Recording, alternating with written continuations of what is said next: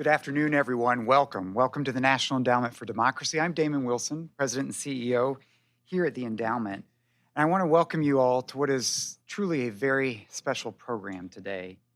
Journalism on the front lines of freedom, a World Press Freedom Day forum that's honoring the life and legacy of Fred Hyatt, the remarkable Fred Hyatt. I want to welcome all of our guests who are with us here in person, as well as our audience around the world that is following this on live stream, and encouraging them to be in the conversation at Ned Democracy, hashtag Ned at events. But we're really gathered here to really set the scene in advance of World Press Freedom Day, which is May 3rd, to hear from extraordinary journalists and thought leaders who are immersed in the struggle for freedom and democracy in Russia and Ukraine and Burma. We're going to welcome shortly Miroslav Gongadze, who's with us via Zoom, and Zen, who's with us here from Burma, Roman Baradin, who's here from Russia. And they are also the voices, they're emblematic of the voices that benefited from the convictions and friendship of Fred Hyatt. I think there is no better way to honor Fred in connection with World Press Freedom Day than to honor those courageous journalists today that carry on that tradition. So we're here to honor Fred's commitment to democracy, human rights, and freedom. Topics that he wrote about often, published op-eds by frontline activists on these issues, met with them frequently, gave them time, gave them voice, including several who are here with us today. And I think we all know that he simply would not have had it if this program didn't focus on the activists of today that carry that on. I want to offer a special word of welcome to Pooh and his children, Joseph, Alexandria, Nate, Nathaniel, other members of the Hyatt family. We're really honored that you could be with us today. Thank you for being here. We also want to acknowledge and recognize that it would have been Fred's birthday this Saturday, April 30th. I also just want to welcome many friends that we have from the Post.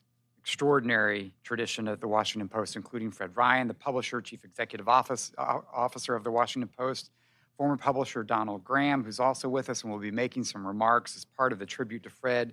And a shout out to the team watching remotely at the Washington Post, where we know there's a live stream playing with a group of you back there. Thank you for the work that you're doing, honoring the legacy of Fred through your own work each and every day.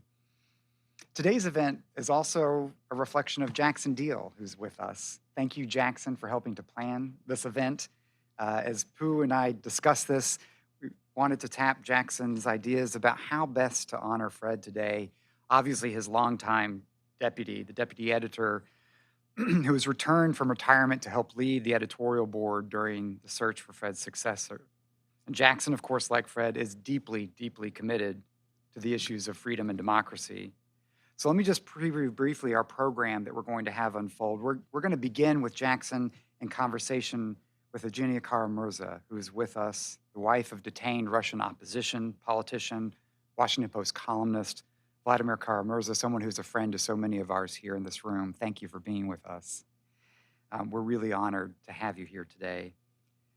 Fred would only want us to use this event to spotlight your husband, his detention, and your efforts to secure his freedom. We know how close he was.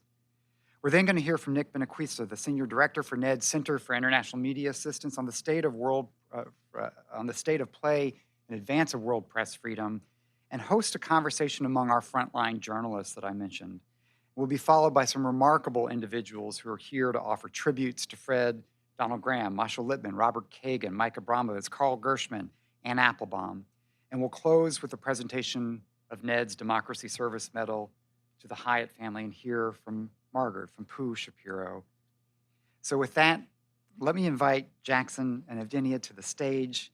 I think folks here know Jackson. You'll introduce Vladimir Kara-Murza, his wife, for us. But Jackson joined the Post in 1978, worked in the bureaus of Buenos Aires, Warsaw, Jerusalem, became deputy of the editorial page in 2001, an extraordinary voice and record on democracy, freedom, and human rights. Over to you, Jackson.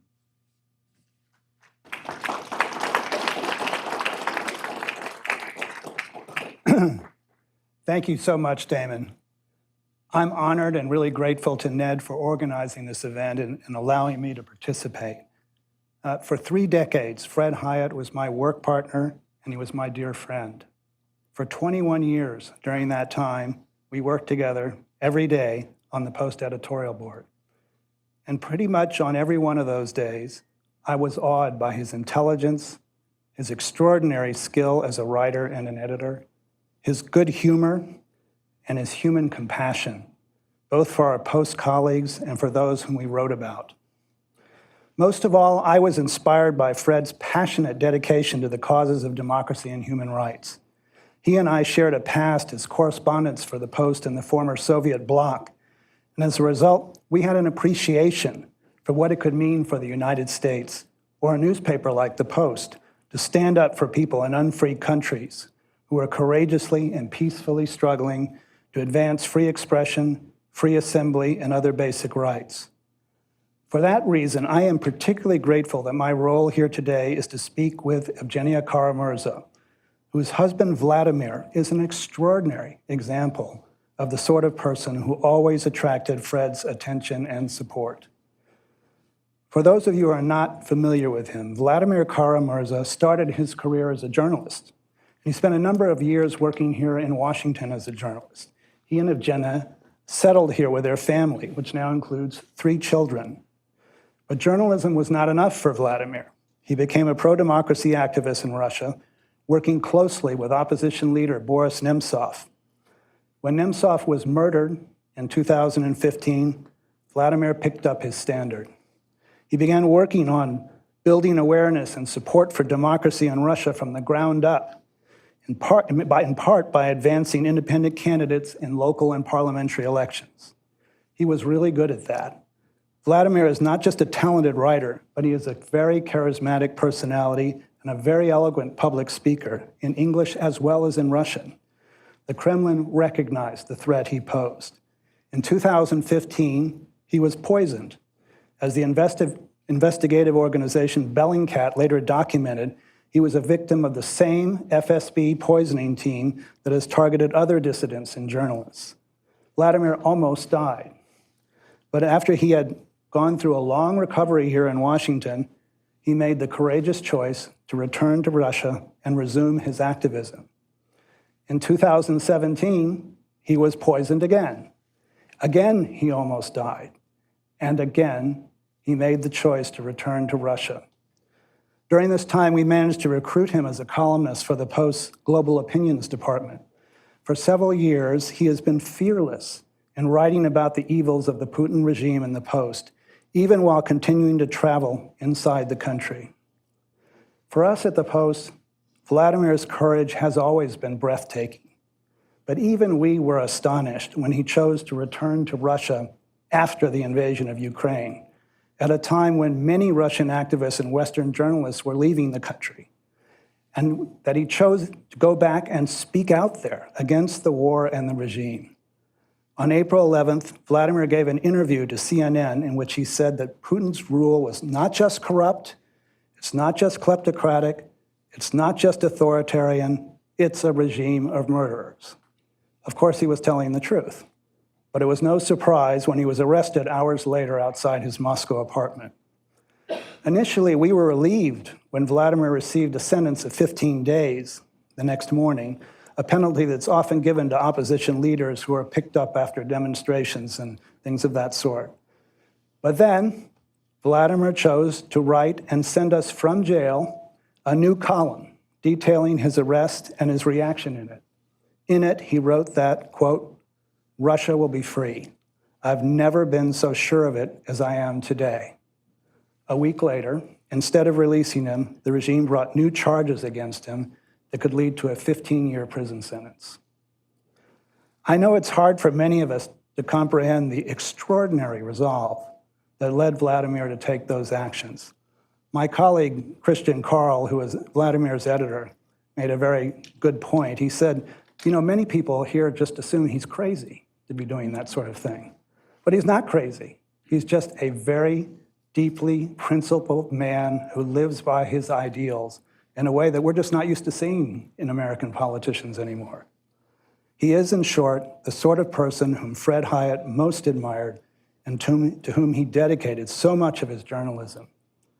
Evgenia, his wife, has shown her own extraordinary courage by keeping her family here safe, often on her own while Vladimir has been traveling, and by advocating for him during the times when he's been arrested, when he's been poisoned, and now again. Evgenia, I wonder if I can just ask you, what is it like to be in that situation, to manage a household and a growing family while your husband is far away fighting one of the world's most vicious regimes? I'm sorry. There we are.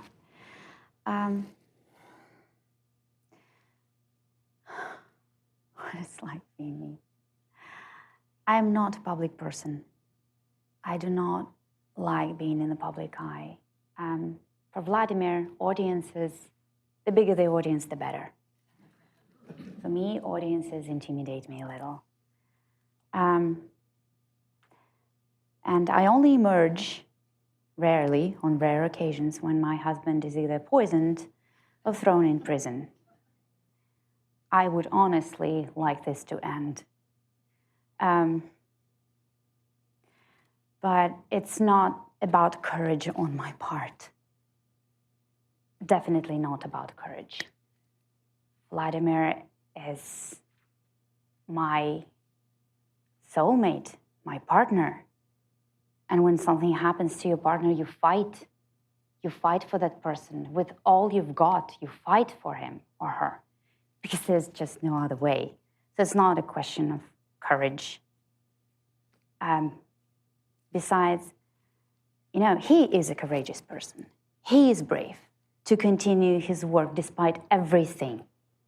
When I think of courage, I think of him going back to Russia after his first poisoning, going back to Russia after his second one,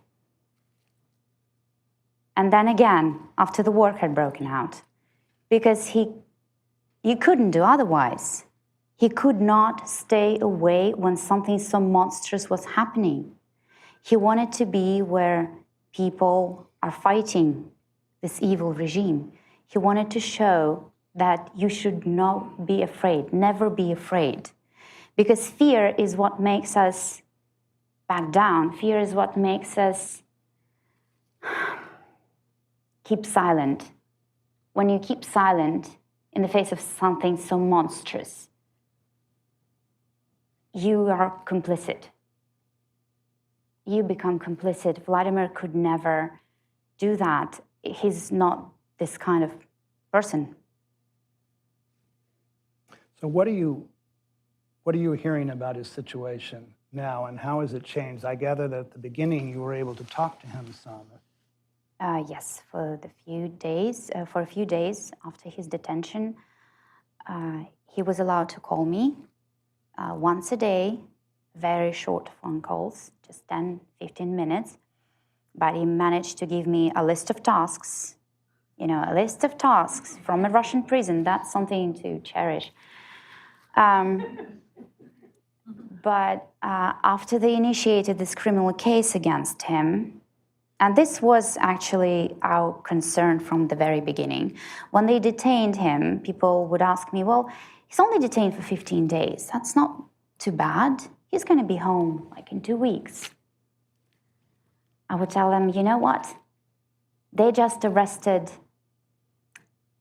an artist, a young artist, Alexander Skochelenko in St. Petersburg, for switching price tags at a local supermarket with anti-war messages. She is now facing up to 15 years in prison for that. Only for that, for switching price tags for anti-war messages.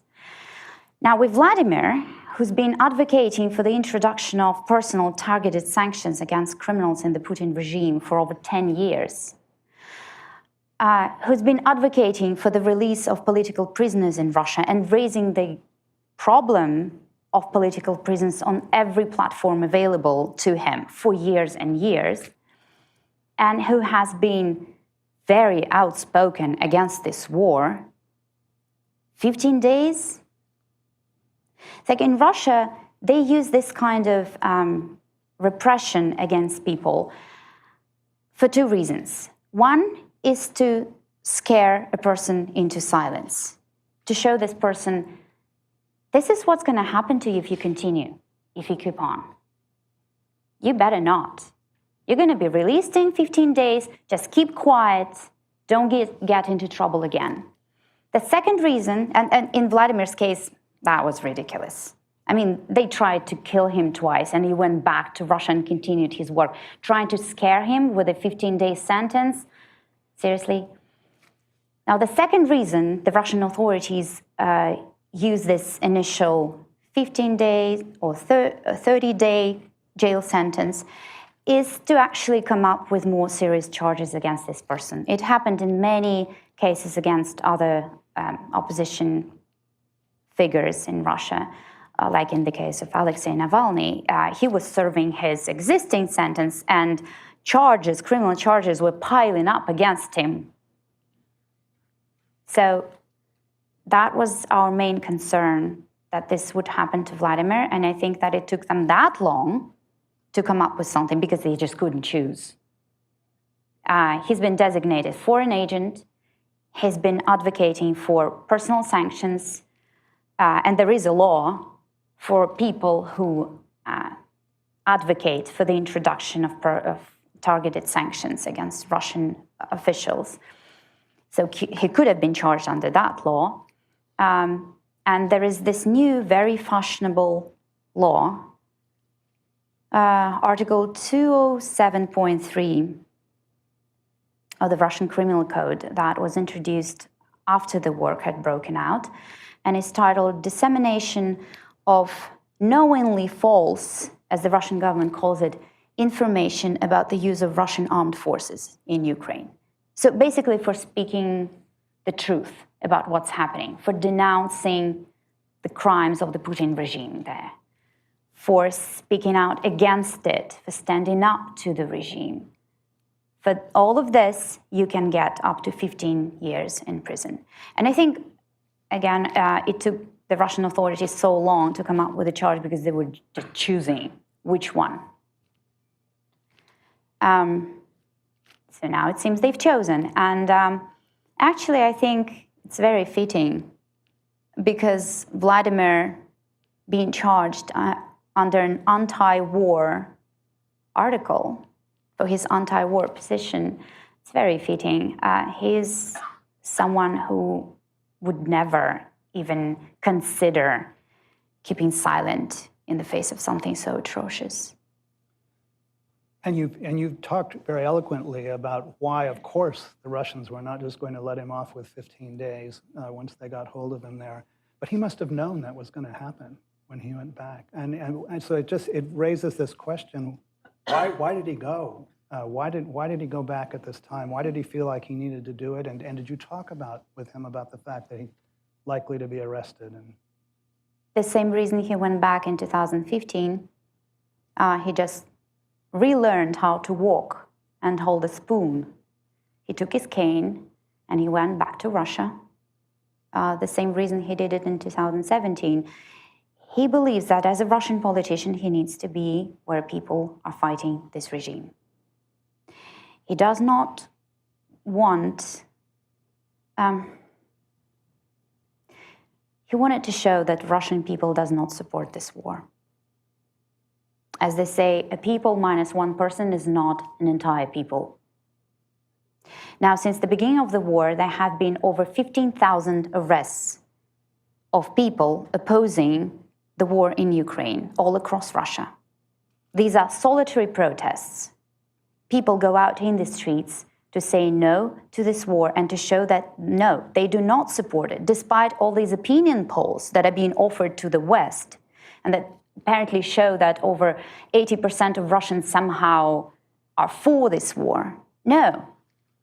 Over 15,000 people got arrested for going out in the streets to protest. And you know what? 2 people were arrested recently in Russia, one in Ufa, another one in Moscow, for going out to protest, silent protest, with a copy of Leo Tolstoy's War and Peace. A young girl got arrested for holding up a blank sheet of paper, blank. A man got arrested for going out in the streets with a slogan saying, "I'm not afraid." I told you about this St. Petersburg artist who got arrested and is facing up to 15 years for switching price tags at a local supermarket with anti-war messages. These people, they go out in the streets knowing quite well that they will get arrested, they will get beaten up, thrown in jail, tortured, humiliated, you name it. And he knew that too. And he knew the risks, but he knew that he needed to be there with these people. He wanted to show the world that the Russian people does not support this war. And it's true, even when we talk about not the rest of the population, but they say that nowadays the majority of the Russian population supports this war. Well, there's no way to say for sure, because we're talking about opinion polls conducted in a totalitarian state. And I believe Vladimir believes that you cannot, obviously, trust opinion polls conducted in a totalitarian state, where there is no free speech, where there is no free independent media, no access to independent, objective information, where there is no independent legal system. There is nothing. And these people who rely on TVs as their main source of information and who have not had access to objective information for years, they have become painfully, deeply brainwashed. And they hear the exact same message on every TV channel. They switch from one channel to another, and there is the same message about the West wanting Russia's demise, about everyone wanting to see Russia on its knees. We hear this message on state-controlled TV channels, and there are no others available. This is it. And Vladimir Putin knew what he was doing. Putin's propaganda machine has been working tirelessly over 2 decades to create this warped image of reality for the Russians. And this is what we deal with. You know, Vladimir is a green card holder. He's a permanent U.S. resident. And I noticed that the Secretary of State, Antony Blinken, did tweet about his case. But have you heard much from the State Department about any efforts they're making to try and help him? And what would you like to see them do? We receive messages of support and assurances of help from everywhere, including the U.S. State Department, congressmen, senators, European parliamentarians. Vladimir has touched so many hearts over these years by his commitment to the cause, by his fight, by his honesty, really, by his integrity, that now that something horrendous like this is happening to him, many people want to offer help and support, and we're very grateful for all of that. I definitely cannot do this on my own. I'm just one person. Yes, I am gonna be yelling as loudly as I can, but I'm just one person, and I could not do this alone, I know that. So I'm very deeply grateful for all the support that we are receiving. I'd like to just conclude by quoting one thing from a column that Vladimir wrote, that he sent to us and that we published 3 days before the invasion began. He said, quote, "If Putin really does attack Ukraine, he might be doing so at his own peril. Russian rulers do not have a good track record of small victorious wars launched for domestic political purposes, from the Tsarist regime's disastrous campaigns in Crimea and Japan to the invasion of Afghanistan. The result is usually the opposite of what was intended. Putin," he concluded at the end of the column, "is going to stumble into one of the most oft-repeated mistakes in Russian history." He was right. He was very prescient, and no one else was saying that at the time. So I think we conclude by saying, let's hope that he was also right when he said that Russian freedom is coming. It is. I believe my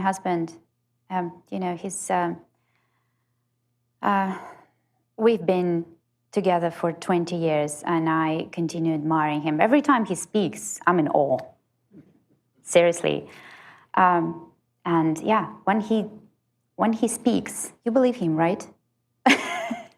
We're going to hope for the better future for Russia, and we're certainly prepared to fight for it. Thank you very much. Thank you for having me here.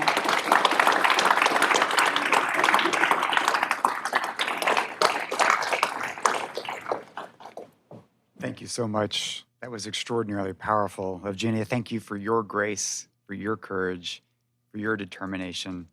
I can think of no better way to honor the legacy of Fred Hyatt than by supporting you, supporting Vladimir's release, and as Jackson said, supporting Russian freedom. Jackson, thank you. There's no one who worked more closely with Fred. This tribute today is recognizing Fred and his legacy in the context of world press freedom. The work of Fred and those he helped give voice to are core, are central to democracy and freedom. They're central to the endowment.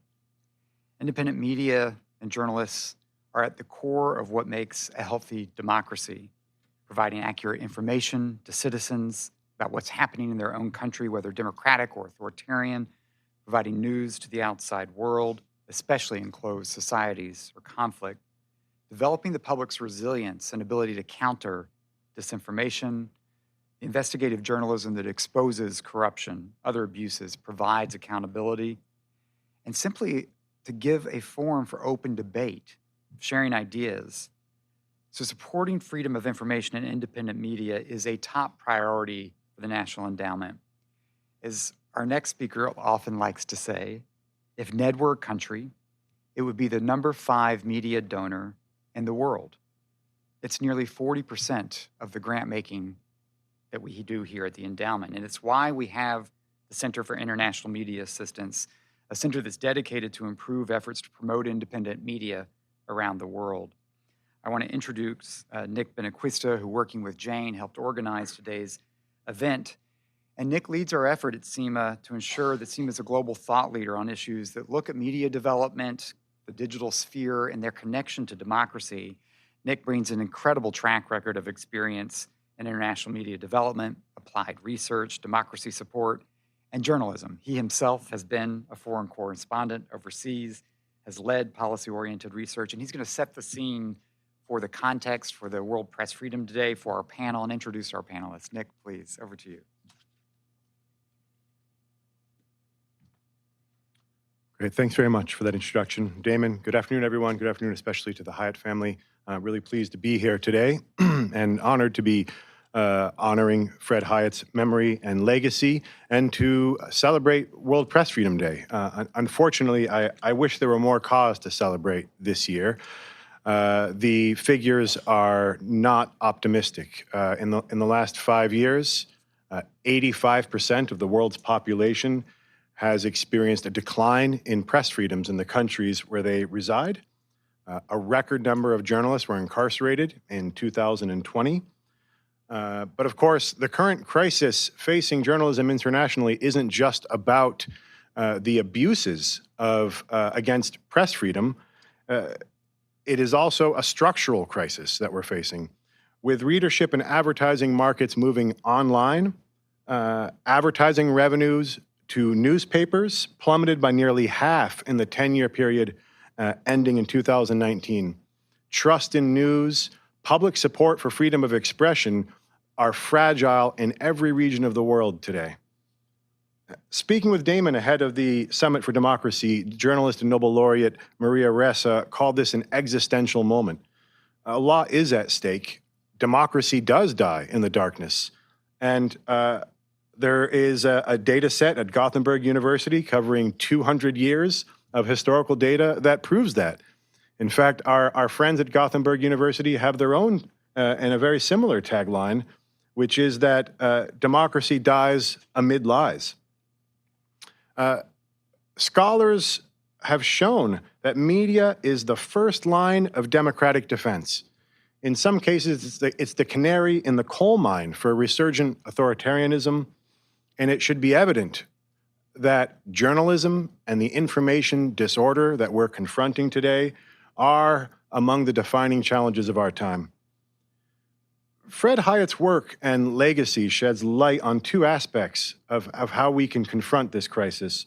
And you'll hear these themes, I think, echoed in the panel that I'm about to introduce. First, Fred showed that standing up for democratic values isn't a violation of journalistic objectivity. It isn't activism to cover rights violations or a stolen election. But today, taking a principled position does increasingly thrust journalists into a political spotlight and onto a collision course with autocrats, and putting them, frankly, at great risk. Many other Washington Post writers and contributors, Jason Rezaian, Vladimir Karamurza, of course, understand that well. Jamal Khashoggi, of course, paid the ultimate price for his principled stance. Fred's work also points us to the need to stand firmly in solidarity with these journalists. Today, we also have to show solidarity with journalism to shore up the arrangements and the public support that sustain it. And before introducing the panelists, I'd like to conclude with a few words on what NED and SEMA are doing to affirm their solidarity for journalists and for journalism around the world. As Damon said, NED provides vitally important support to the media sector. I have slightly more updated figures. In 2021, NED spent $63 million in total on efforts benefiting journalism, freedom of expression, and the democratic public sphere around the world. And indeed, this does make NED one of the single most important donors in this area. Among the grants that NED makes through its discretionary funds, the funds it uses directly to benefit civil society groups and journalists, about half of those go directly to the benefit of media outlets for their essential daily coverage, for their hard-hitting investigative journalism. And since I've joined NED, I've really grown to appreciate the skill that NED has for identifying young journalists, outlets that are shifting in their strategy and providing them support over many years that allows them to adapt and grow. It's very difficult in these environments to find that kind of support, and NED is frequently the only organization there that can do that. The other half of the discretionary funds that NED provides to the media sector goes to things like the legal enabling environment, journalist safety, digital rights, ICT policy discussions, and this too is absolutely critical.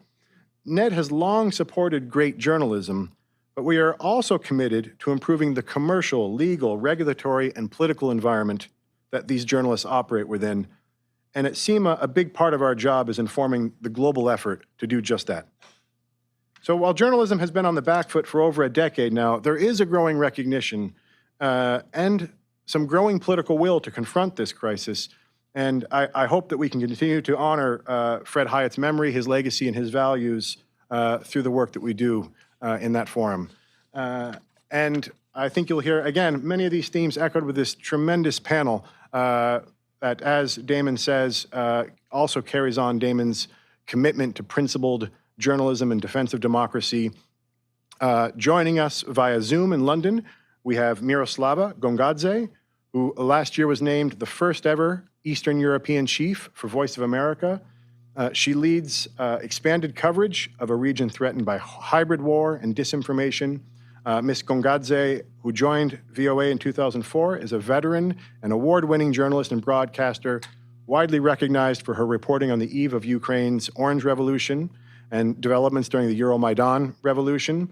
She moderated Ukraine's first nationally televised post-Maidan general election debate in 2014.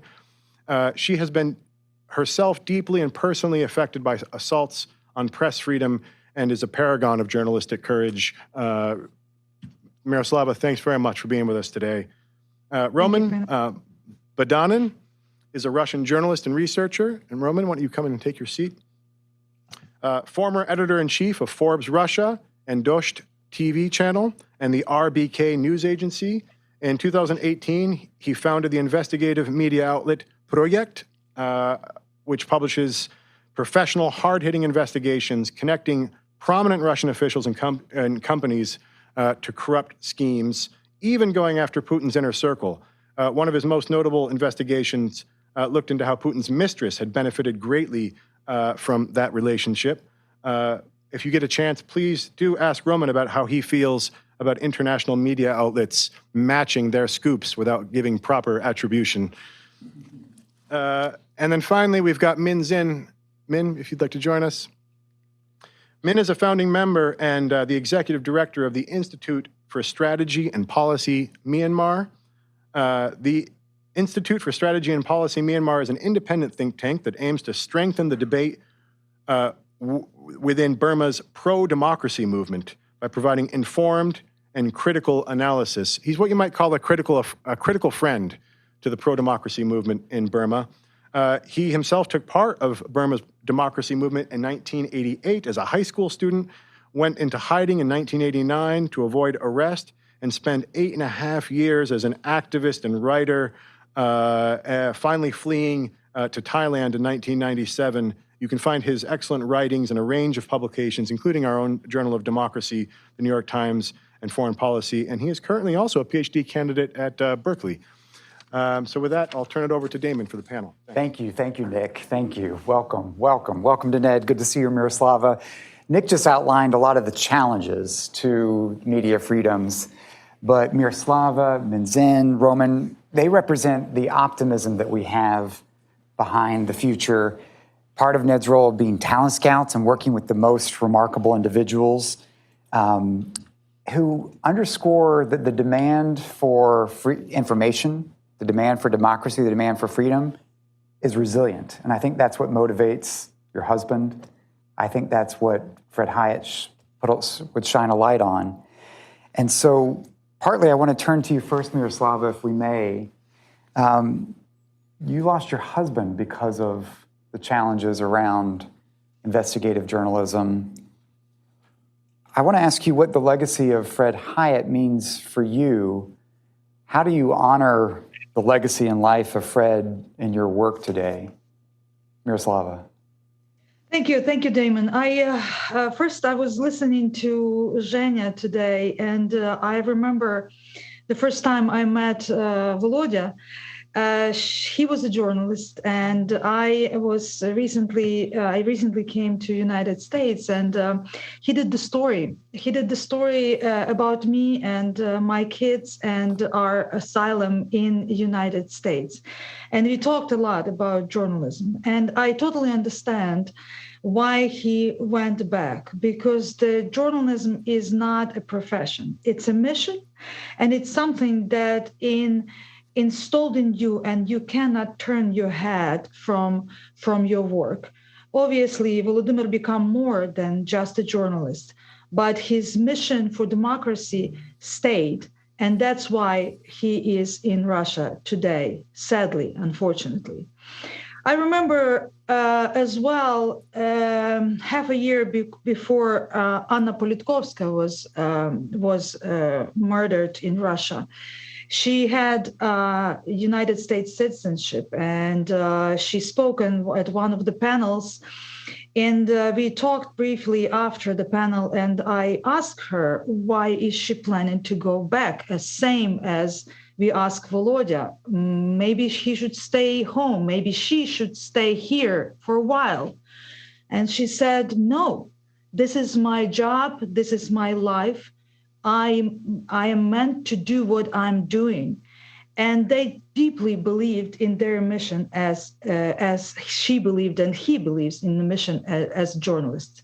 So that's how we journalists, and me including, are keeping up with our job, and that's keeping up with trying to promote freedom as much as we can with our work.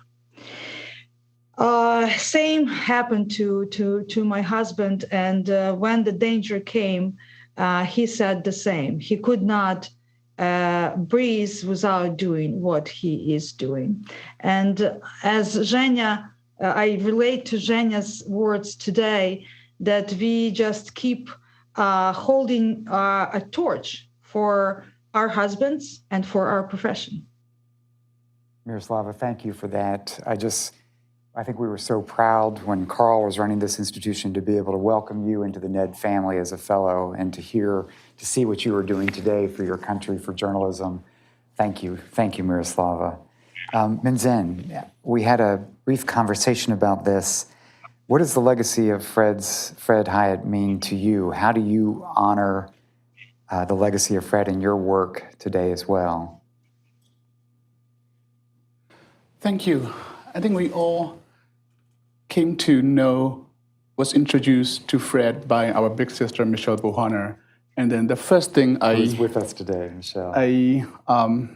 That struck me is he's a journalist who did his work not as a routine, not as a insensitive thing that to complete your deadline. So someone who pay attention to you, listen to you, and also with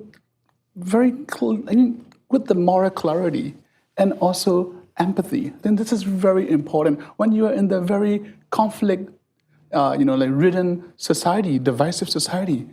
It's so easy for us. We're so vulnerable to feel wear and terror, right? So it's just so to walk with him and to listen to him is somewhat inspirational. So to me, I think the takeaway from my knowledge of Fred is he cared a lot about people in the vulnerable position, right? He cared a lot about. I mean, right now in Burma, you see that we are winning in terms of our narrative against the military. People in Burma are so determined, right, to fight for the thing that we don't want any military rules of any form, direct, indirect, hybrid, enough. And then the second and most importantly, I think that Fred will be very happy to know, which is inclusive identity building. This country is a multi-ethnic, multi-religious, so that's why we need to bring people together and also respect minority rights, including Rohingya rights. I would say this is one thing I really wish Fred know, we are marching toward this goal. That's fantastic, Minzen. I want to come back to some of those themes because it's pretty significant what you just said, what's developing in the Burmese opposition here. But Roman, let me bring you in. We've heard and we know of your extraordinary work, but how do you see this in the context of the legacy of Fred Hyatt, and how do you think of honoring the legacy and life of Fred and the work that you take forward? Well, I would say that we believe in all the same values. We believe that the journalism can make difference, can change the lives of people in real time.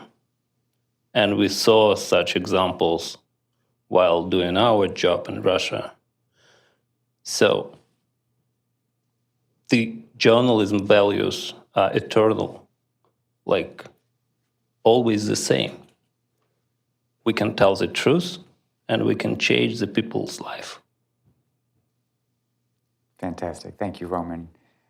Can I ask you a bit to reflect a little bit on journalism, access to information, Russia today? What do most Russians, how do you see that they think, what is the Russian military doing right now in Ukraine? How is the media environment affecting this incredible tragedy? Well, two things. First, I completely agree with what Evgenia just said about the so-called sociological polls in Russia, because, to be honest, we don't have absolutely no polls we can rely on. Even Levada Center, which is semi-independent, but it's still based in Russia and it depends on Russian authorities. To give you a very brief idea how it looks like, just imagine that you are in a Gulag camp and Gulag administration is conducting a poll asking, what do you think about Gulag commander? What would you say? Just imagine. And the second example, just believe me that the biggest sociological service in Russia is so-called FSO. FSO is a Russian secret service. It's an analog of American Secret Service. They have the biggest database of respondents in Russia. Just, can you imagine that? And I want to strongly recommend you, do not trust the polls published by the Russian authorities. Putin wants you to trust that he has like a massive support inside Russia, which is not true. But what numbers are true, we don't know. I can repeat, we don't have any data inside Russia we can rely on. But I don't think that Putin has like so strong support as he wants us to show. That's the first thing. The second thing, well, as for the media in Russia, we are in the most dramatic point of media history in Russia. It's never been like a picnic. It's never been easy time for us. But, well, the pace, the speed of deterioration of the situation is really fast. There is one funny thing about that. We, Project, we were relatively lucky to be proclaimed undesirable first.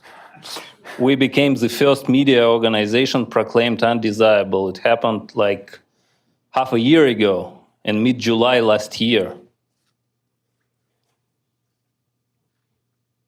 Saying lucky, I mean, we had enough time to reestablish our operations from abroad. It was the biggest challenge in my journalistic career. Just in one day, I was traveling, it was my vacation time, I was traveling in Africa. And I received like thousands of telephone calls saying, you are undesirable right now, you cannot go back. We had like a very short discussion with my family and decided if we want to continue work as journalists, well, I cannot go back. And just in 1 month, we had to relocate all of our team from Russia to establish a new entity to start the operations from abroad. It was not easy, completely. But after half a year of that experience, I'm proud to say that it's really doable. During this half a year, we have released a number of really sensitive, difficult to produce stories, investigative stories, including some already mentioned. And I would say it's doable. It's way more complex for us, but it's doable. It's time, we call it the offshore journalism. It's time of offshore journalism in Russia right now. So I want to unpack that concept of offshore journalism and still how you have access to your audience. I'll come back to you on that point, Roman, because I want to bring in Minzin, because you have talked about, you mentioned that you argued that the generals are not winning the narrative.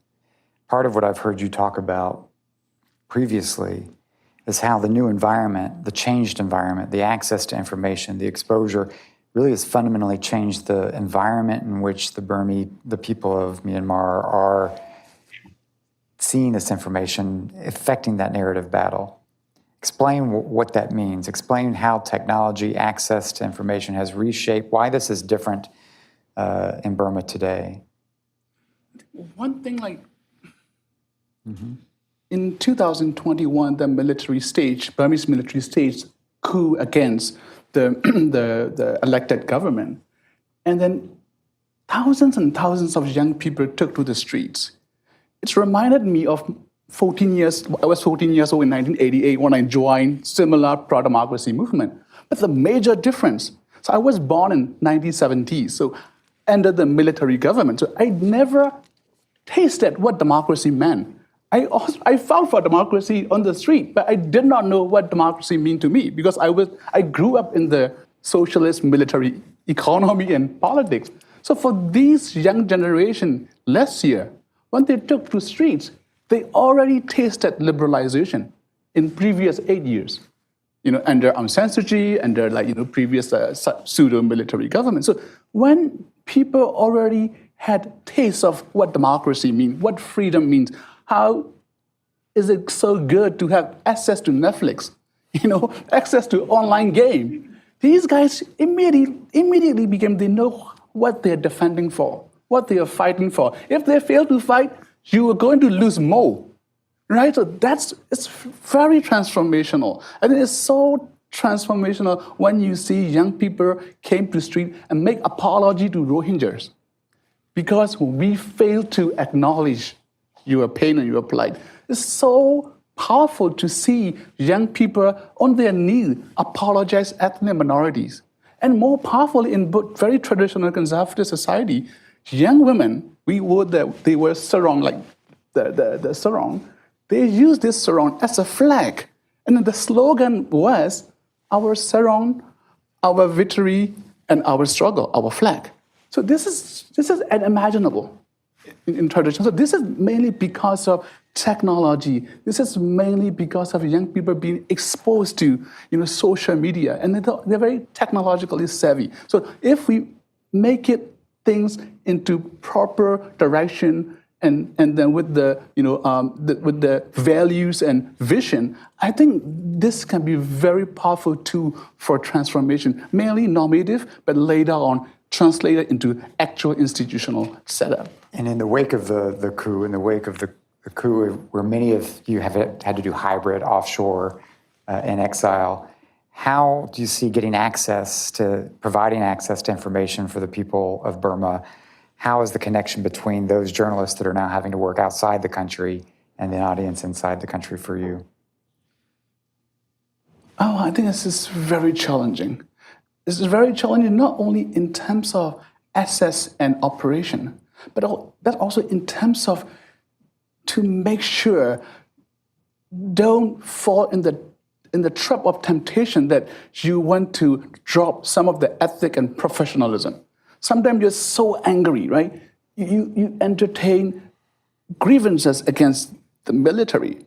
So then it's too overwhelming. So I think in this case, people tend to embrace my enemy's enemies, my friend type of political things rather than internalized, rather than socialized proper values and then, all these norms. So this is a major challenge for all of us, not only to pay attention to access and operation, but also to maintain ethical, normative integrity, not only in abstract way, but also in your everyday practices. Thank you, Minzin. I want to bring in Miroslava. Miroslava, Ukraine was really ground zero for a lot of the testing spots for disinformation, for manipulation of information, for techniques that we saw proliferate around the world. In the war context right now, there's been a lot of incredibly encouraging news about journalism coverage, both from Ukrainian Voices, international coverage. But how do you see that?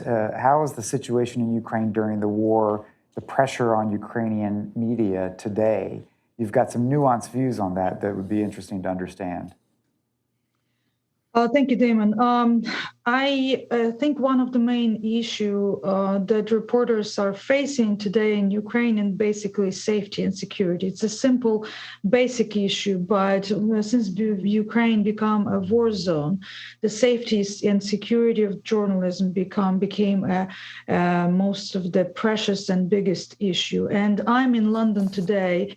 I wanted to be with you in that room. However, I have to be here because now no journalist, no U.S. journalist or any other international organization journalists are going to Ukraine without proper security training. I have to say, since war began, more than 8 journalists died in the line of duties. It's international and local journalists. Many were injured, and while doing their jobs. So this is I would consider the main and biggest issue, and it highlights the risk journalists face as they seek to inform people around the world. specifically from this crisis zone. And it's very sad for me personally, because this is the biggest issue for me I care about. And I mean, every May 3rd, we are adding to this list of journalists who died on the line of duties. And this year, it's become this list become longer. And one of my classmates from Harvard, Brent Ronald, died as well in Ukraine, near Irpin, covering the story and trying to tell the story of Ukrainians suffering from Russian aggression. So next issue, maybe I would emphasize that the issue of the challenge that Ukrainian journalists face, balancing freedom of the speech and national security. In a search of truth, they have to be very careful not revealing the information that actually can harm society, or actually add to information that enemy can use against society. And in this environment, Ukrainian journalists becoming more and more self-censored, and that self-censorship actually, as long as war prolonged, it's become as a norm. And those balancing act is very, very difficult for Ukrainian society. The third, and Ukrainian journalists in their profession. The third issue is that we were complaining before the war that all the Ukrainian media belongs to oligarchs, obviously, and oligarchs were using the media as their tool in their own political purposes and advances and business advances. However, at this moment of time, the lack of resources and the fact that Ukrainian media did not become a business, will never be able to become a business. It's a big challenge for Ukrainian journalism as a whole, because the oligarchs and the big business owners who are losing money, they don't want to finance the media anymore. And basically, the war is not only killing people in Ukraine, not only killing Ukrainians, not only, but killing television production in Ukraine as well. So probably those three. There are many more, obviously, but we can talk about it further. Terrific. Thank you, Miroslava. Partly is how I want to come back to you on how Ukraine comes out of this war conflict, strengthened on some of these issues and counterintuitive ways. But I want to come back to Roman first on the, you talked about standing up new production, having to pivot. How do you feel about distribution, Russians' access to information, and how have you seen technology both hinder and help reaching your audience? Well, of course, the war, actually any war, is a test for journalists. In the war situation, we can see who are doing what, who are doing right, who are doing wrong. And what we see now, that the total audience of all the independent media in Russia is growing, surprisingly, unless the state is blocking us one by one. They even blocked Meta completely, including Facebook, Instagram, and partially Messenger, WhatsApp. But the audience is growing. It's a wartime phenomenon, and we need to use it. The biggest challenge so far is the big tech companies and their position in this fight against dictatorship. Because, well, first, the Russian authorities is fighting against all these companies and social platforms. But at the same time, the big tech, in some cases, is ready to, in some sense, to collaborate with the Russian authorities because they're afraid of big fines and all the other problems inside Russia. So what we need most right now, saying we, I mean all of us, like the Western countries, the global organizations, to convince the big tech companies to be our allies. We need them as our allies. They need to understand that they are on the front line right now because, well, it's the only channel of distribution we can rely on, actually. We all are blocked. Of course, we all use all the tools we have on the table, like mirror sites, VPN, and all the others. But again, social media is a key. The other things, of course, I believe that the world tech companies and the global organizations need to conduct kind of big PR campaigns saying regular Russians that VPN is affordable, VPN is free, VPN is cheap, and VPN is secure and easy. Because, well, it's our future. All the Russians will use VPN one day very soon. Roman, say a little bit more about the audience because, yes, we've seen pretty dramatic growth in certain VPNs.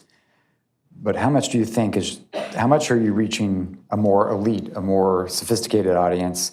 How much do you think the ability to reach a broader swath of Russian society is there with this technology? Well, I can give you two examples. One, just recently I was talking to one of our sources. It's really top-rank official working in Moscow. And I asked him, what sources are you following right now? And he said, well, I follow your Facebook. Which means that, well, even those guys who are inside Putin's, let's say, not inner circle, but relatively close to Putin, they're following our news first. So, second, they're following us via Facebook, via social media. Important? Yes. The second example, we are making a story about the Russian casualties in Ukraine, describing the situation in Buryatia region. It's far eastern part of Russia, really poor, depressive, and all things.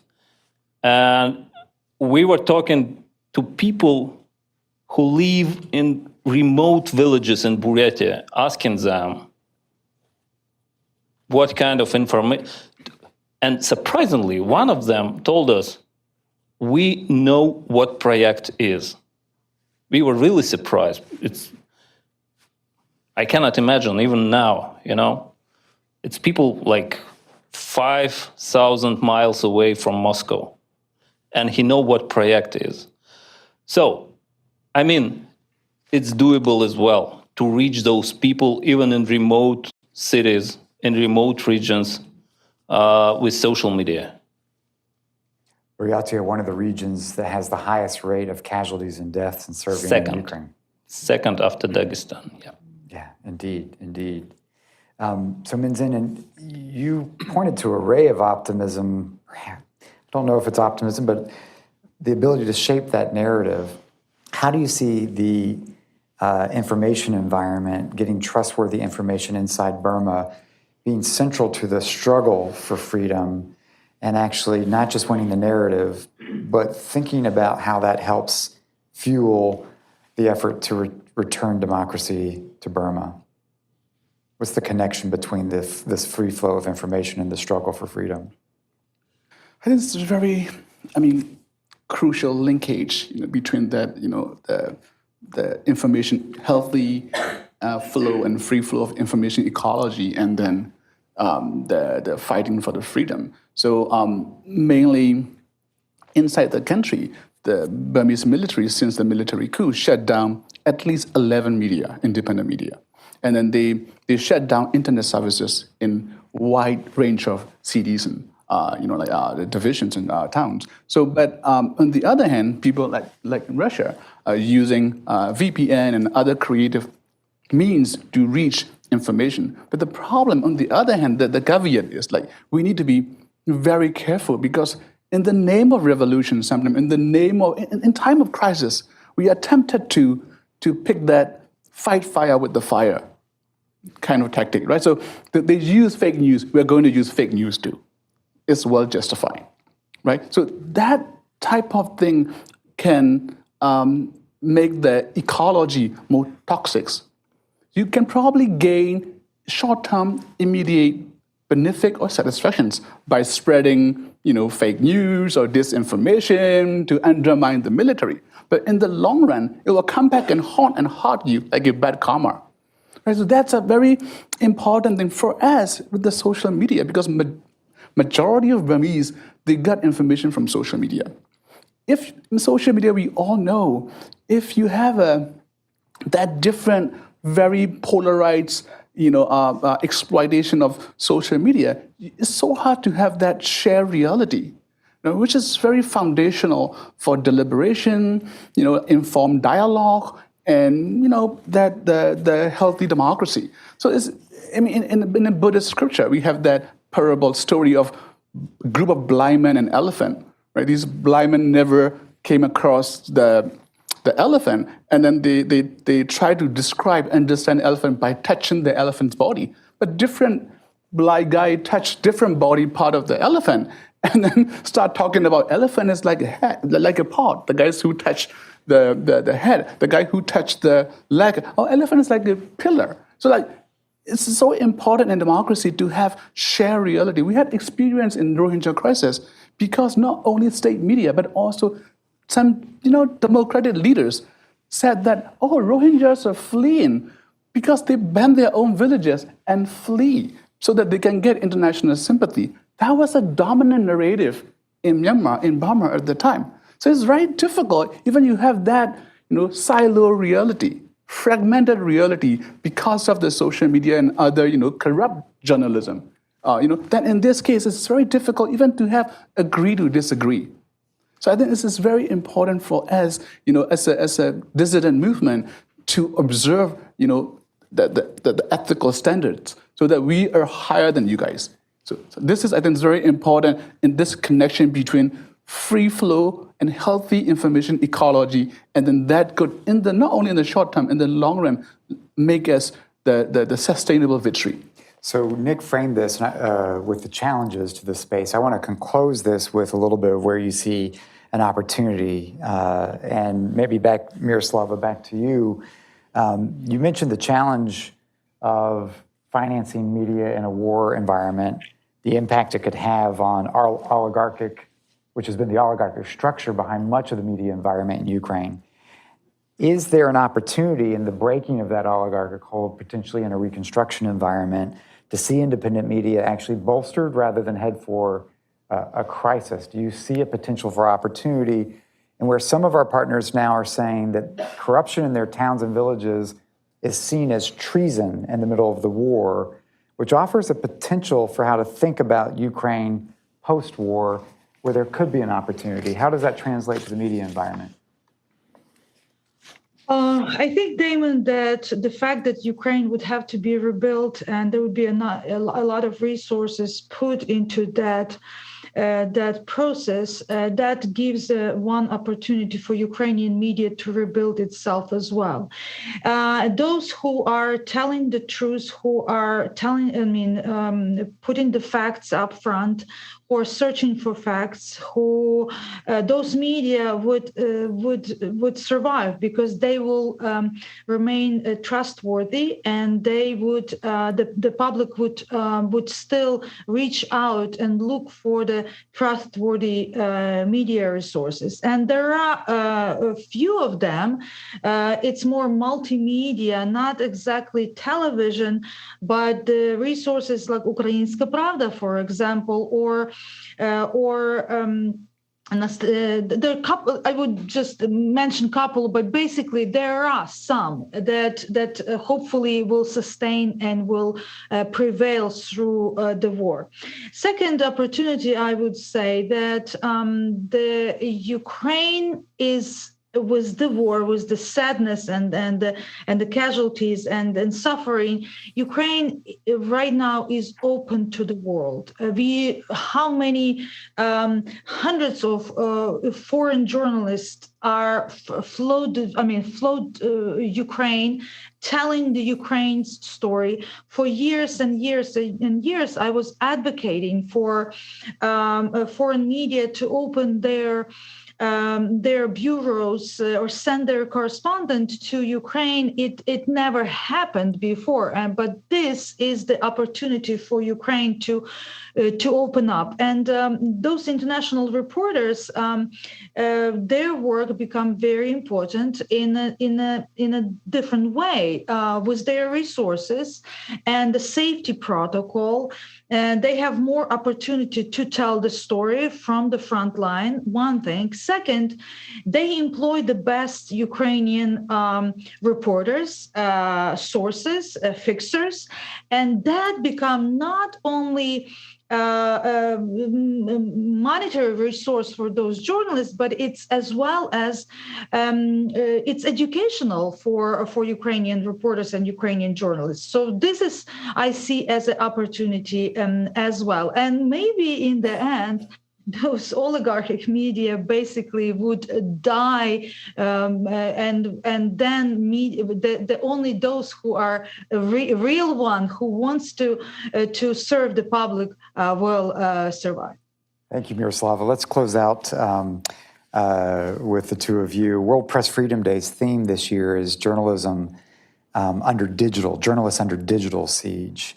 And do you see a way that the information environment, the internet, this digital environment we're in can actually empower journalists? What's the opportunity here? Maybe Roman, please, and then you close us out, Minzin.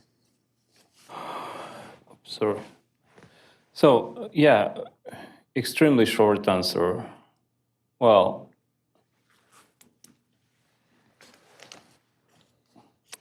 we live in a very interesting time. I mean, sometimes it's brutal, sometimes it's really cruel, but we have so many tools right now to help our work. All we need, two things. First is visibility. All my reporters work in very difficult, aggressive environment. They deserve to be visible, to be quoted by global media, to be followed up. Second, as I said, we need all the technology companies, platforms, to be our allies right now.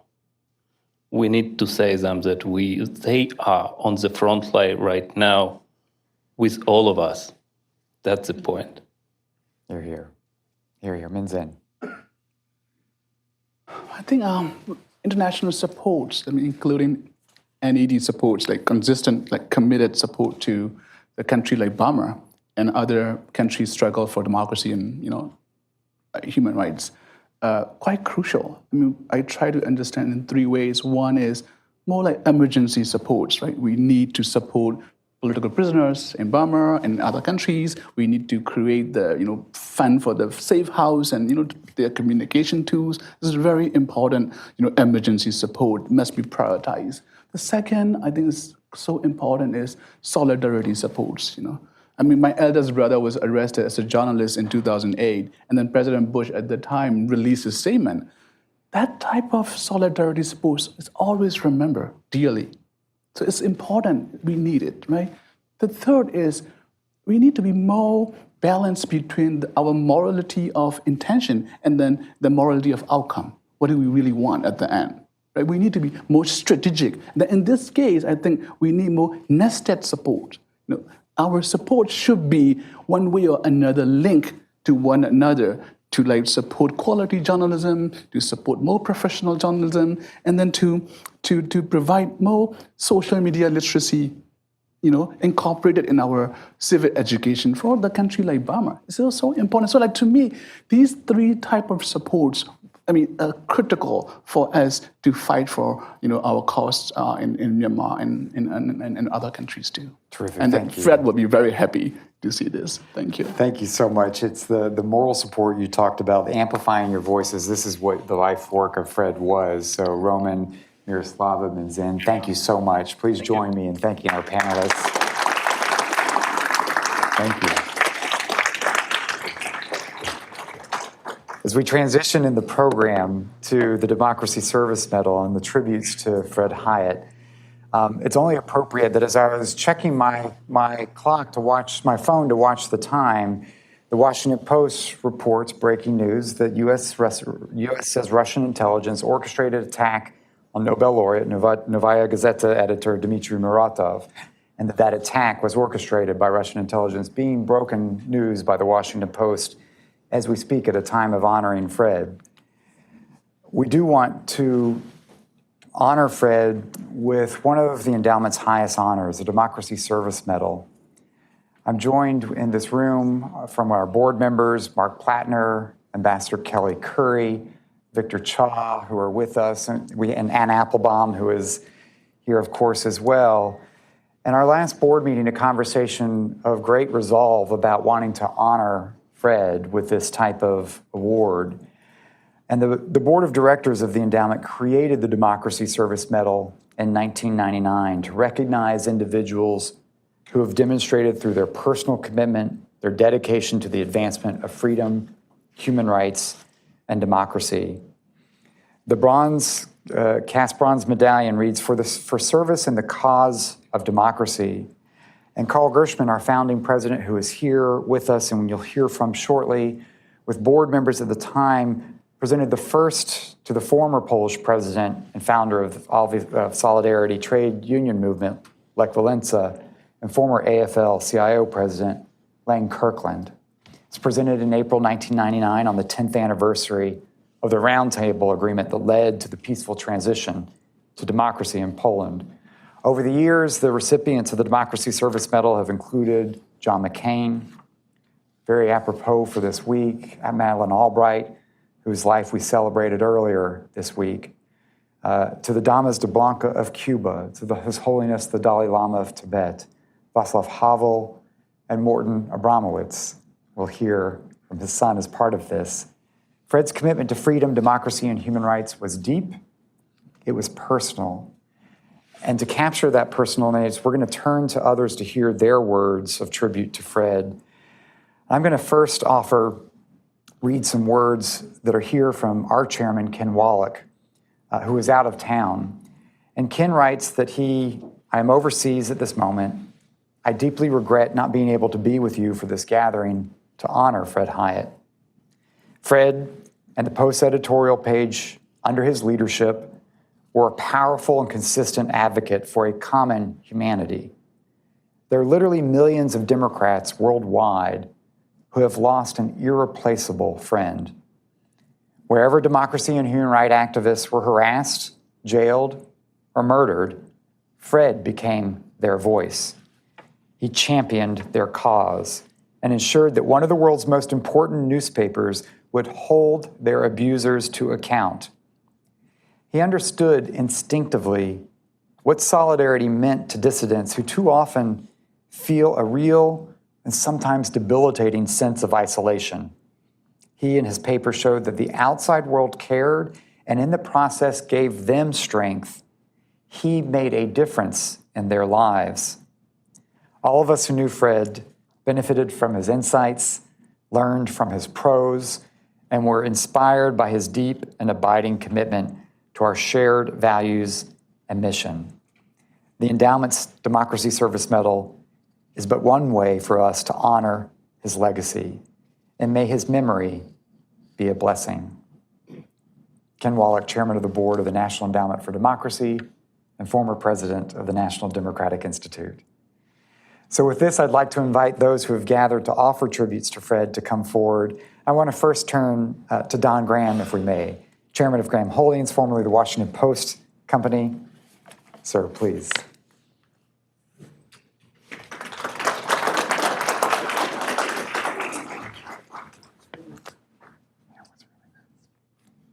Damon, thank you so much. Pooh, members of the Hyatt family who must be thoroughly sick of hearing me talk by now. Can those in the back hear me all right? Okay. It is no false modesty on my part to say that I am the least of the 6 speakers in the National Endowment sense that you'll hear from now.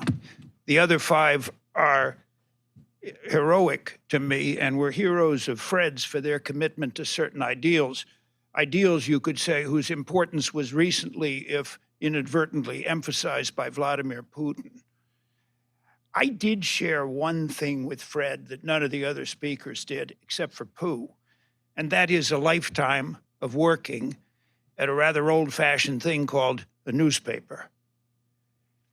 If you decide to spend a career at a newspaper, you know, among other things, that you will not be immortal. Today, we are in the odd position of honoring someone who didn't particularly want to be honored. Fame was not a driving force in Fred Hyatt's life. In fact, he spurned the surest route to celebrity by almost never appearing on television. For the last 23 years of his life, the majority of his work, and Jackson's and Chuck Lane's and the other colleagues who are here, was anonymous. Editorials are. But this event underscores Fred Hyatt's importance to this city, to this country, and to us, who knew him and loved him. We revered his work, his character, and his beliefs. He merged the strongest possible values with the greatest possible kindness and modesty. He assembled a wonderful team of writers and editors, as great as that of any editorial page I have ever known. Half this room is a Washington Post staff meeting, so the rest of you can comment. He was a dear friend, not only of his most famous writers, but of his assistants and his copy editors. He listened endlessly in this town where no one listens to anyone. He listened endlessly to those he disagreed with, often offering them the chance to speak on the pages he edited. I have spoken elsewhere about Fred's genuine independence and the unpredictability of Post opinions while he was the editor. He was always independent of parties and of politicians, but to the many, many bad actors in the world, his vision was clear, consistent, and scalding. Today, we honor him for his unfailing championship of democracy, of freedom, of dissidents, activists, reporters, and writers threatened or punished anywhere in the world, so well exemplified by the panel we just heard from. And thank you to all of you, including my dear friend Miroslava. What an honor this day is. Thank you to the Endowment for bringing it about, not only for bestowing this honor on Fred, but for assembling the gathering of people whose praise would have meant so much to him.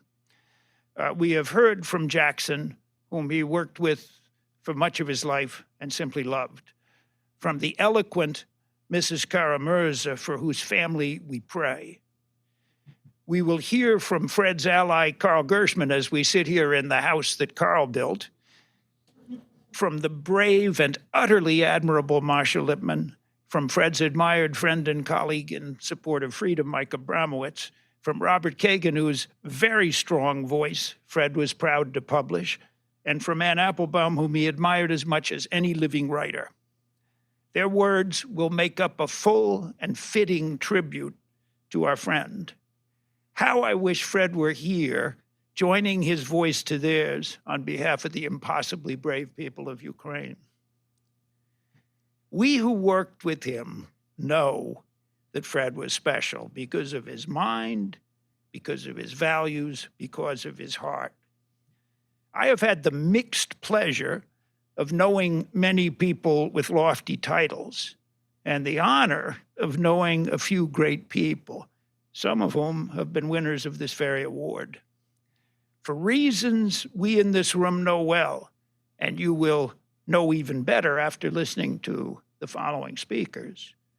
Our friend Fred Hyatt was a great man, the real thing.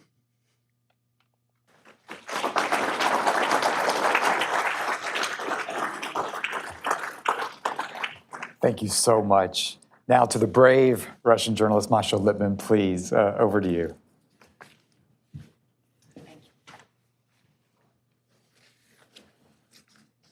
I am honored to be part of this solemn and sad ceremony.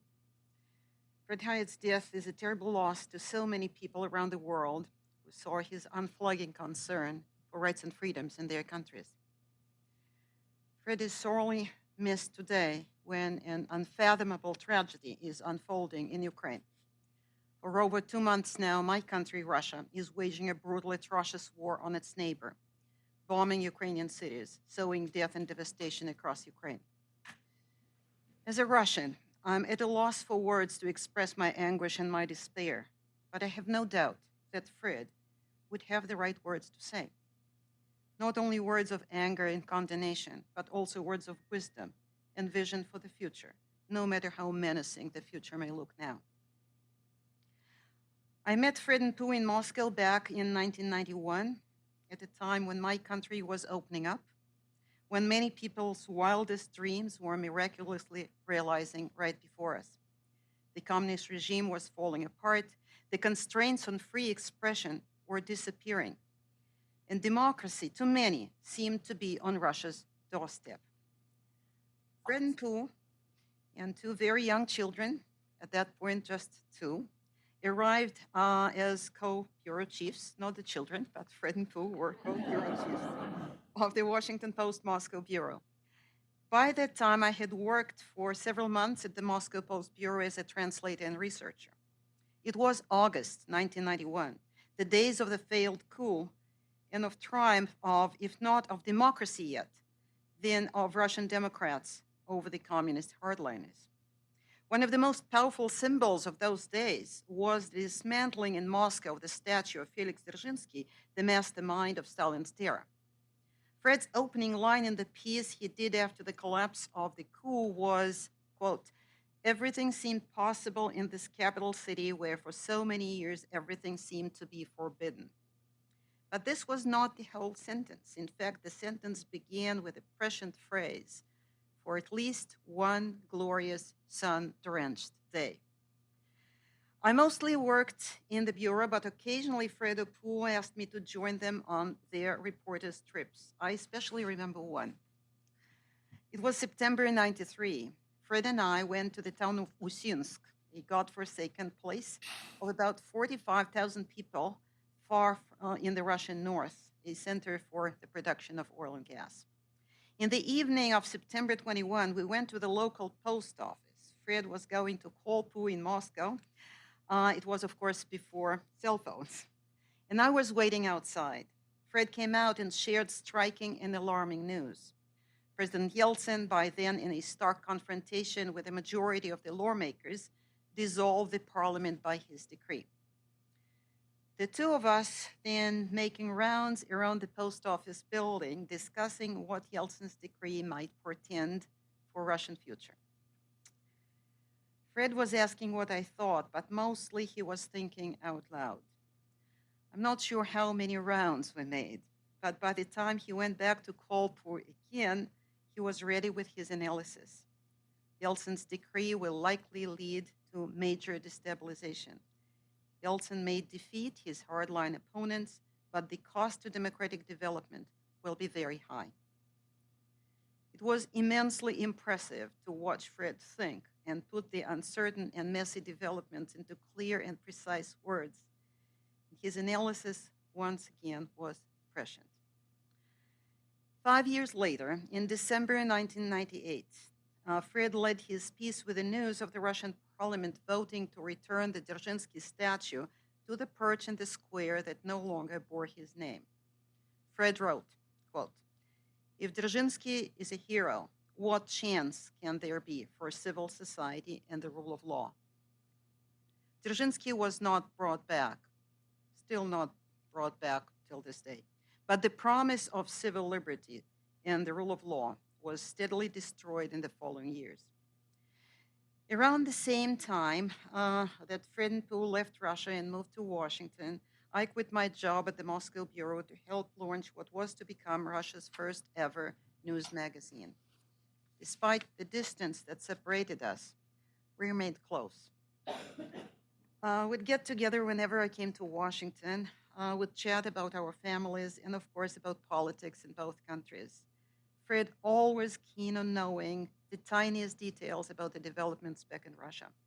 But even without my first-hand accounts and my updates, Fred's view of Russia was invariably insightful and prescient. This time I'm here taking refuge from the abominable catastrophe unfolding in my country. But Fred is no longer with us, just when his insights and his prescience are so badly needed.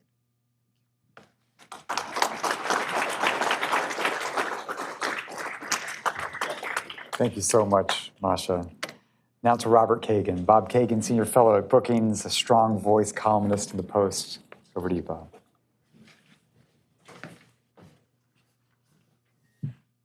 Thank you, Damon, and thank you to the National Endowment for putting on this wonderful occasion.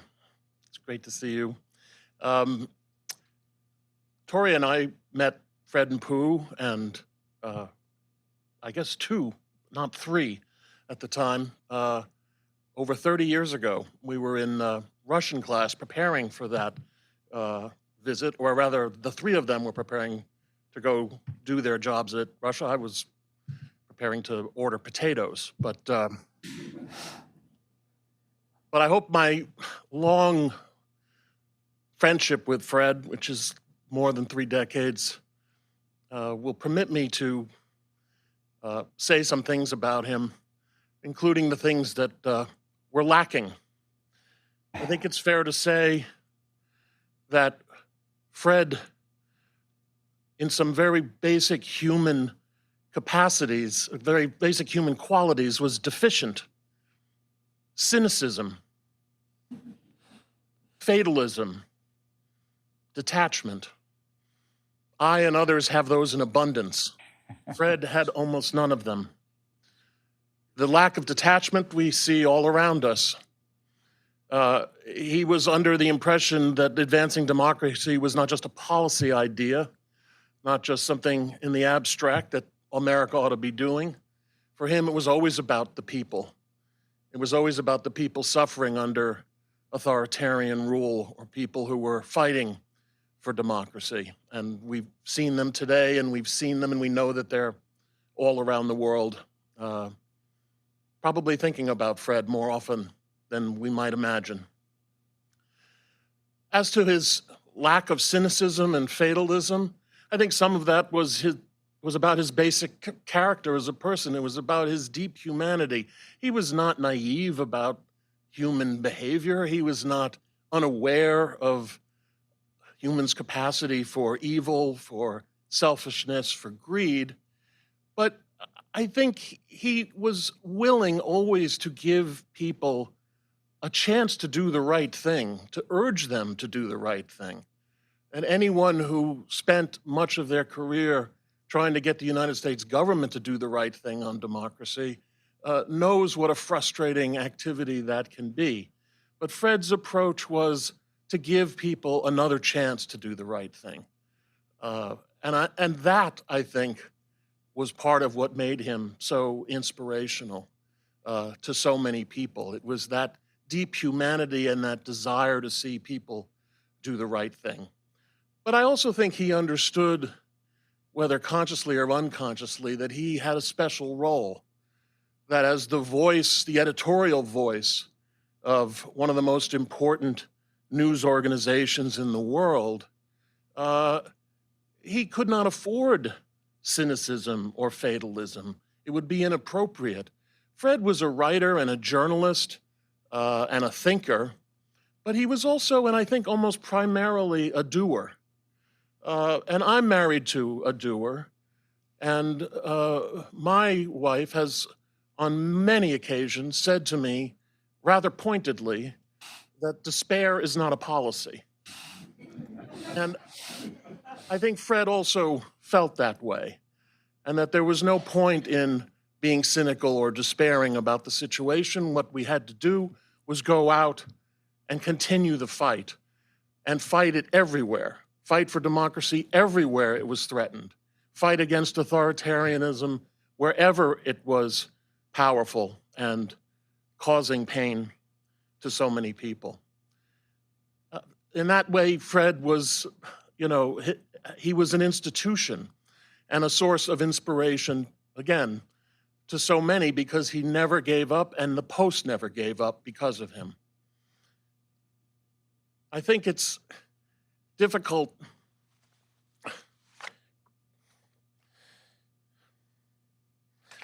Let me just say, there was a brief moment, I'm sure maybe there was more than one, but one that I knew, where Fred, I think, thought about whether he should be doing something else after many years of doing what he was doing. I hope that's not some terrible secret that I've just let out. And I remember saying to him, you can't stop doing what you're doing. It's too important. It's too important for the country. It's too important for democracy. It's too important for the world. You have an obligation to stay where you are and continue doing what you do,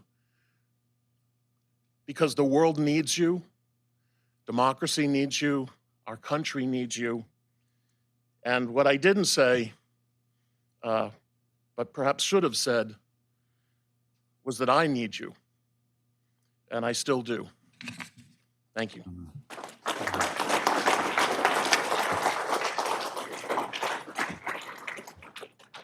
Thank you so much, Bob. Michael Bromowitz, please, President of Freedom House.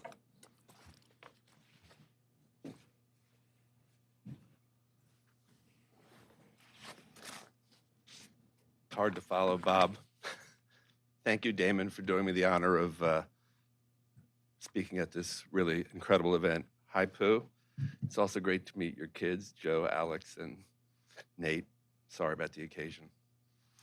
I'm Micah Bromowitz, and I don't ever want to contradict my former boss, Don, but unlike the other 4 panelists, I did actually work for a lot of my career with Fred. And so I think I used to work at the Washington Post, and then I went to do different things. Now I'm the head of Freedom House, and I think, so I was first Fred's colleague and then his friend. And then when I left the Post, I became his supplicant. One of many thousands of people around this town, around the world, who were trying desperately to secure a small toehold on the most valuable real estate in journalism, 800 words on the Washington Post op-ed page, all controlled by Fred Hiatt. Now, as with everything that Fred did, he wielded his power with kindness, grace, and unimpeachable integrity. I knew that my friendship with Fred might get me a quick answer on whether he was going to take my op-ed or not, but that was about it. Like anyone else trying to get published in his pages, I needed to get in on the merits, and I didn't bat 1,000. Fred was especially skilled, and I appreciated this greatly, at the art of the gentle brush-off. With minimal blow to the ego. I don't think we can use this piece, Mike, he would say, and that was the end of the matter. I first got to know Fred about 25 years ago. I was a political reporter on the Metro desk, actually, and Fred had just returned from a decade abroad as one of the Washington Post's outstanding foreign correspondents, and he was well on his way to becoming Meg Greenfield's successor as the editorial page editor of the Post. But when we went to lunch for the first time, I was mainly struck by his warmth and his humility, and that we were meeting on equal terms. Fred always had time for me. When I faced one of those career crossroads that sometimes accompany life at the Washington Post, Don told me, you got to go see Fred. He's going to know what to do. And I did. And the last time that I saw Fred in person was in September, when we took one of our occasional long walks around Bethesda on a weekend morning. And I sought some feedback on a big idea I had for Freedom House. And not only did he like the idea, but incredibly, he offered to broker an introduction to a donor who might fund it. Talk about a friend. One thing Fred casually mentioned to me that day will always stick with me, and I don't want to embarrass Nate, but he did tell me how every day he would do the New York Times crossword puzzle with his son, Nate, a political science graduate student at Yale, and that really stuck with me as someone who had his priorities straight. Fred, of course, as a number of the other speakers have said, was a powerful champion of human rights and democracy, and that was, of course, the issue that animated him and defined his page. But he was a reporter at heart.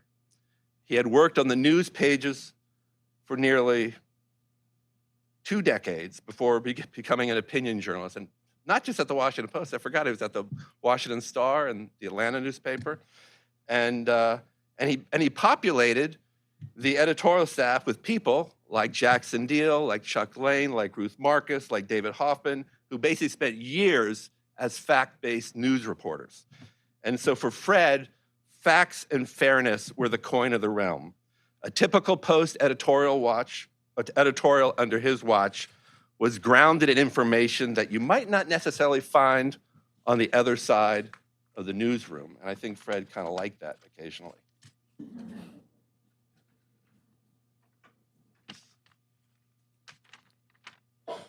Sorry.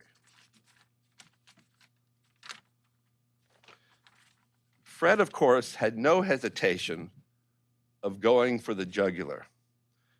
I'm still in awe of how he started an op-ed, or not, it was actually a column of his in 1999 in which he was urging aggressive action to halt atrocities in Kosovo. I think this was part of his first Pulitzer finalist package, maybe. Here's a quote. "If the Holocaust were taking place today, would the story bore us after a few weeks?" Fred asked. "Would news executives be saying, 'We led with Auschwitz last night, let's go with something else tonight'?" Fred was really tough. Fred championed individual human rights defenders and activists like no other editor I have ever seen. He would regularly turn his platform over to those incredible souls, and not just the brave dissidents, not just the well-known dissidents like Natan Sharansky, but people that nobody had ever heard of. He gave columns to Vladimir and to Jamal Khashoggi before their causes and cases had rebounded all over the world. He dedicated an award we gave him at Freedom House about 10 years ago to U Gambira, a Burmese monk who was still in prison at the time after having published a searing op-ed in the Post welcoming sanctions on his own country. He never forgot the people that he wrote about.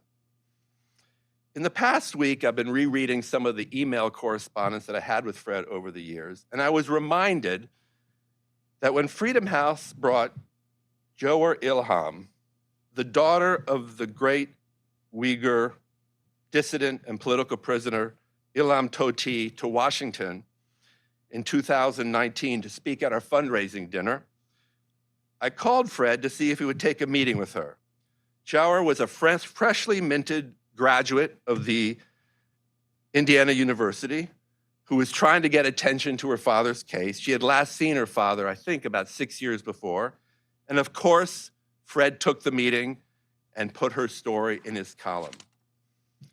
As my friend Chuck Lane, a Post editorial writer, wrote after Fred's death, Fred would take those meetings even if he was the only member of the editorial board present. And I quote, "It means something to them when the outside world notices," Fred would say. "Unless we do it, no one will." If we all took that attitude, think how better the world would be. I was blessed to be friends with Fred Hyatt, and I will never forget him. I want to thank the NED for giving me the opportunity to share my deep respect and love for Fred.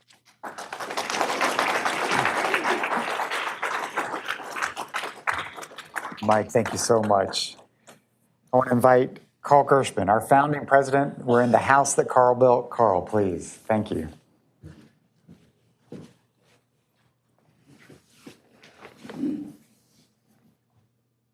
Thank you, Damon. Thank you for putting on this very, very important event. And Pooh, John, and Hyatt family, thank you for being with us today.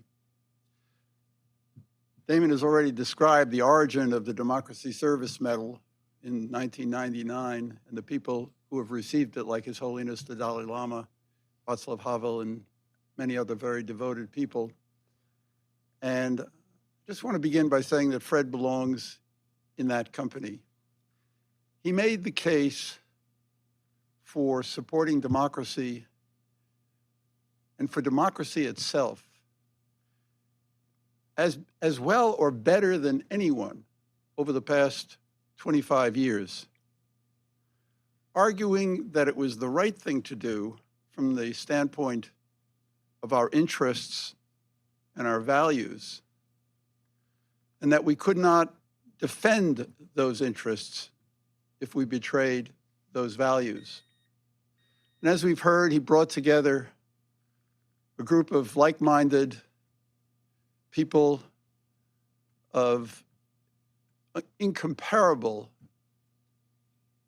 ability, including frontline democracy activists like the martyr Jamal Khashoggi and Vladimir Kara-Murza, who we've heard so much about today, to make the Post editorial page the most important and influential platform for the defense of democracy and the support for democracy anywhere in the world.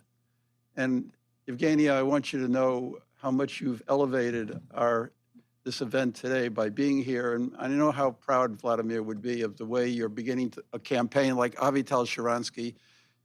He will be free and Russia will be free. I have full confidence in that.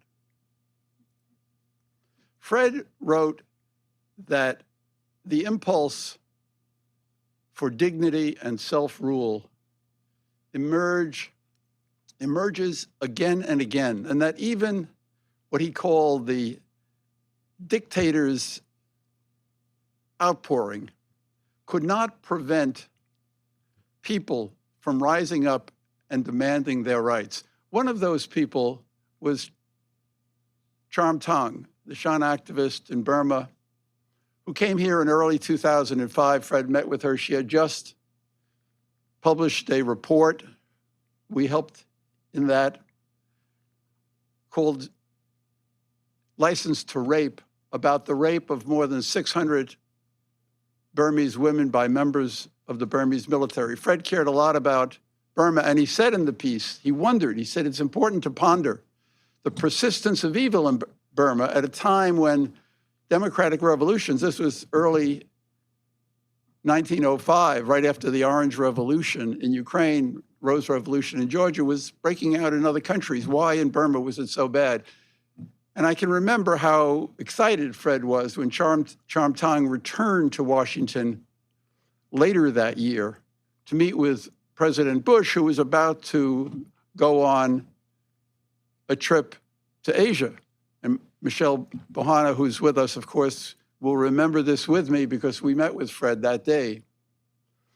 And Fred spoke to Cham Tong, and she told him that the president had asked her about the state of the opposition in Burma, and she explained how repressed it was.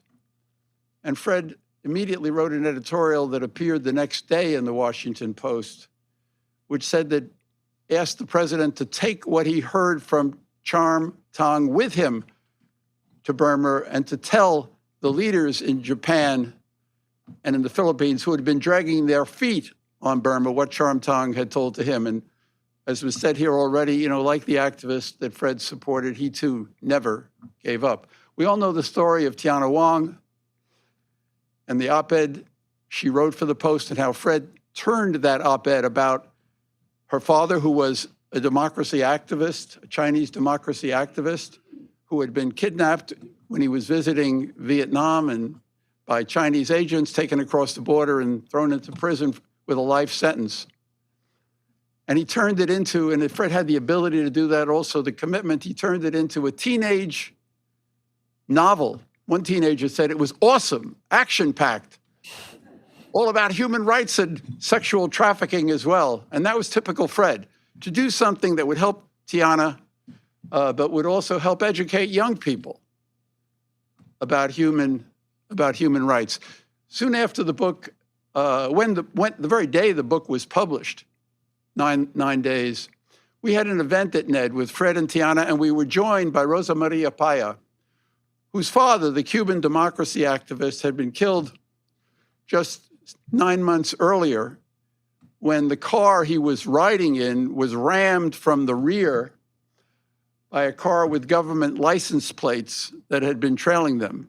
And Fred said to both of them, he said as an observer, why are these strong dictatorships in China and in Cuba, why are they so interested? Why are they targeted your father? Why did they target your fathers? And both of them responded by saying that for us even to raise that question would be to surrender to the malign influence of authoritarian control. And they wouldn't do that. They were going to stay focused on seeking justice for their fathers and democracy and human rights in Cuba and in China.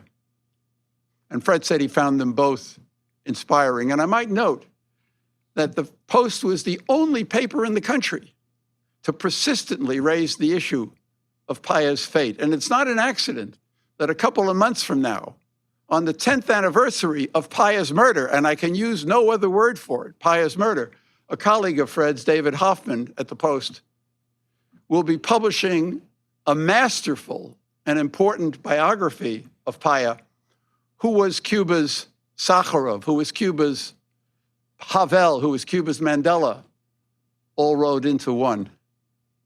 We miss Fred and his thinking today more than ever, at a time when the world is changing so drastically as a result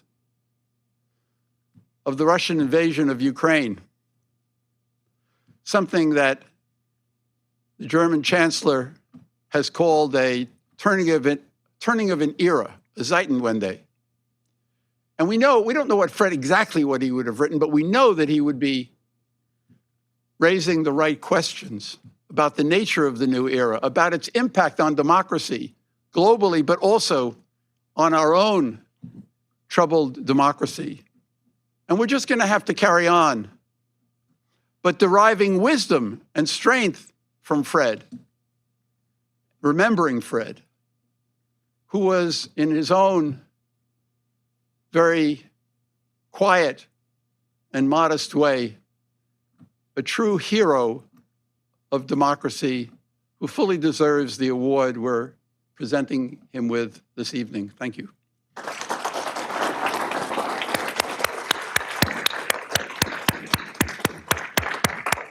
Thank you, Carl. Thank you so much. Let me invite Ann Applebaum on behalf of the NED board, please.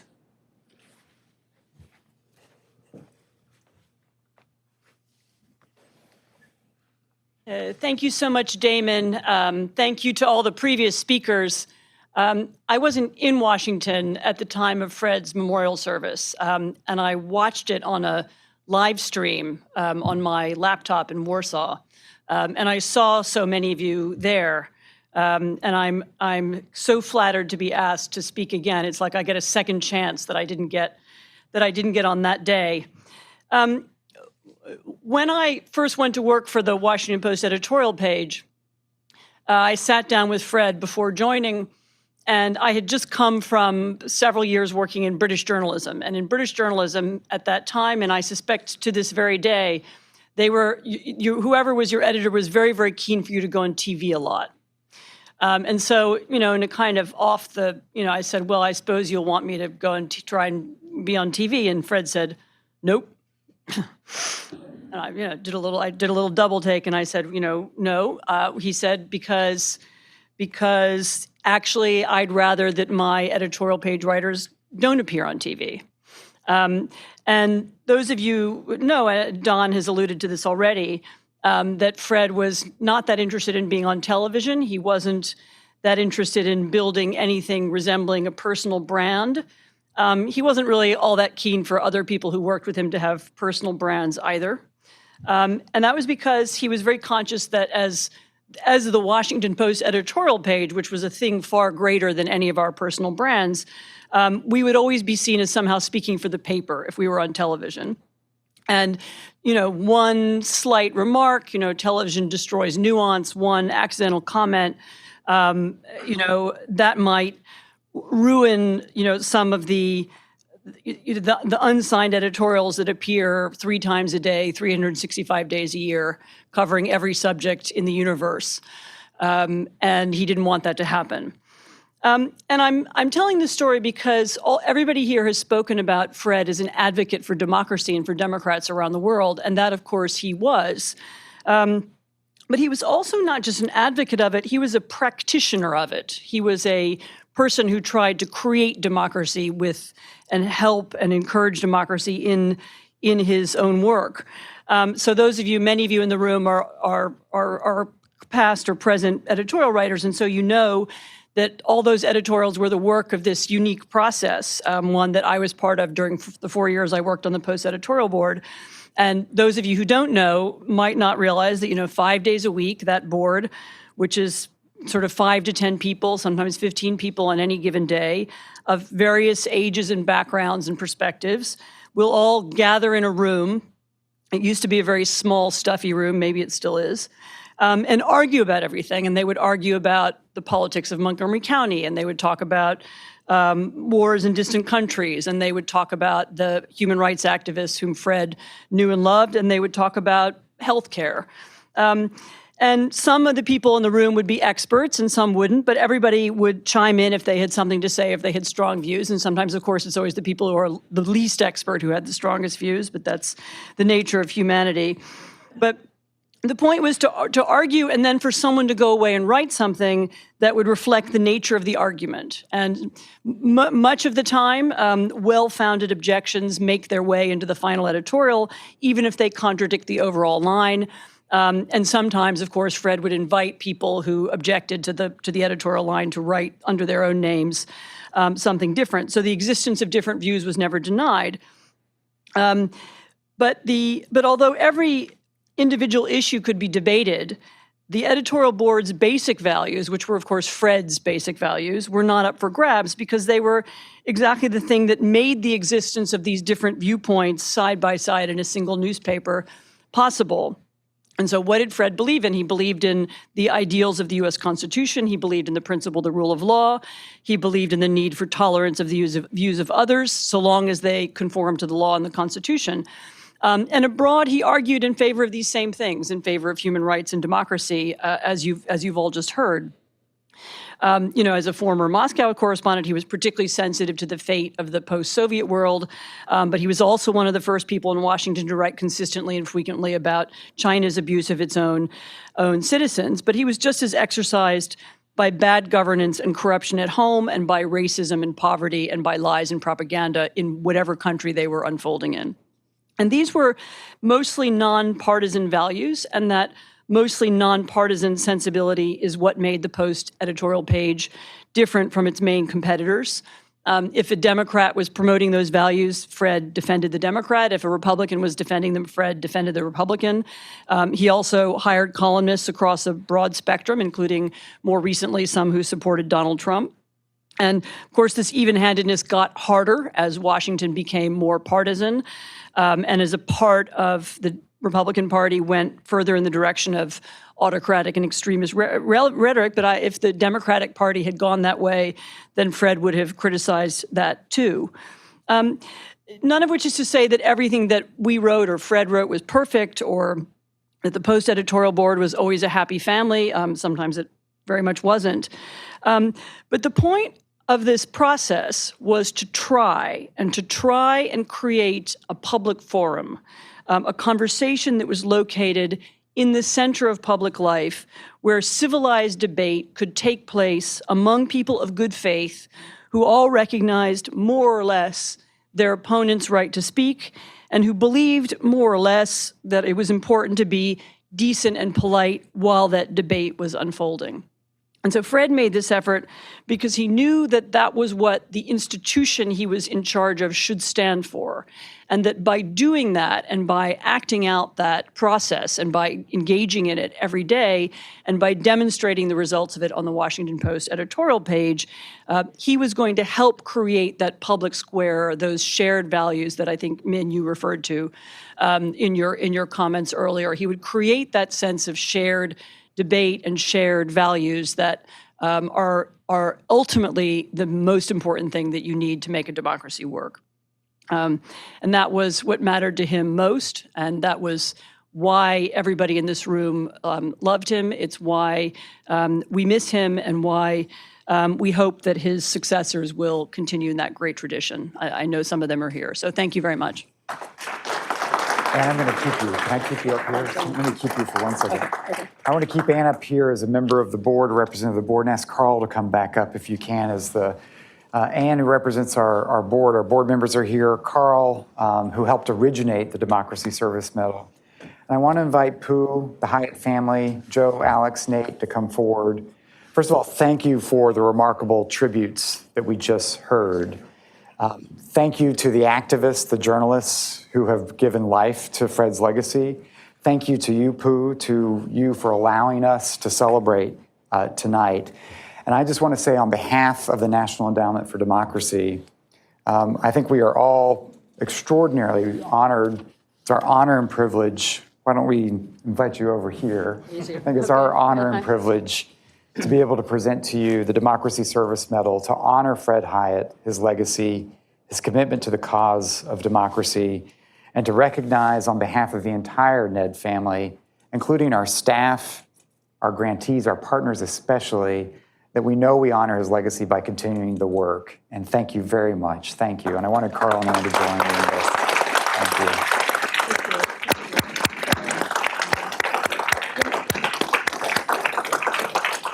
Thank you. We're going to thank you, Carl. Thank you, Ann. We're going to invite Pooh to offer some words, please. So please, thank you. You can sit and let her I just speak. want to say a quick thank you to Damon and to all the panelists and friends of Fred who came today and spoke so movingly and about him and the issues he cared about. As everybody said, for more than 20 years, writing editorials and columns, Fred was dogged in his belief that the Post had really a kind of sacred mission to speak with a loud and constant voice in support of people around the world who were fighting for their freedom, the right to speak freely, to move freely, write and publish freely, and decide freely who they wanted running their government. He was so moved and admiring and astonished by the bravery of all these people, knowing that likely they would end up in prison or worse, as we know, much worse. And that's what motivated him year after year. So this Democracy Service Medal is something Fred would have been so honored to receive on behalf, I think, of all the people who he felt so moved by around the world. So thank you to the National Endowment for Democracy, and thank you for everyone coming today to honor him.